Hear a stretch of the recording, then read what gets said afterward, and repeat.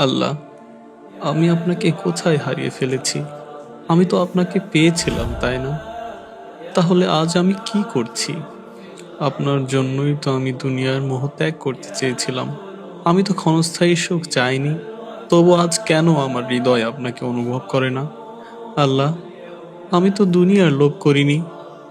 আমি শুধু আপনাকেই চেয়েছি। প্রতিটি সম্পর্কে, প্রতিটি ভালোবাসার প্রাপ্তির বদলে আমি শুধু আপনাকেই চেয়েছি। আমার প্রতিটি নেক কাজ ছিল আপনাকে পাওয়ার জন্য। তাহলে সেগুলো কোথায় গেল আল্লাহ? আমার জীবনের সেই সুন্দর সময়টা কোথায় হারিয়ে গেল? যখন আমার হৃদয় আপনাকে অনুভব করত, যখন ঘুম ভেঙে শুধু আপনার জন্য নামাজে দাঁড়াতাম। আর আজ জেগে থেকেও আপনাকে স্মরণ করি না। এটা আমার কি হয়ে গেল?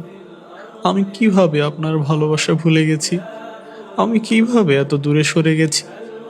আমার হৃদয় যেন পাথর হয়ে গেছে, যে এখন আপনাকে অনুভব করতেও কষ্ট হয়।